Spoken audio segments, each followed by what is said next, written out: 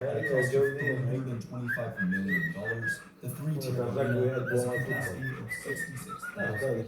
Currently undergoing renovations, it will serve as a world-class sports venue. Tá 270 kilometers southwest of this, just outside of New York City, is MetLife Stadium, home to the New York Giants and Jets. The $2 billion stadium, which opened in 2010, was the most expensive in the world at the time, with 4 video boards and 3 tiers of cameras full surround seats.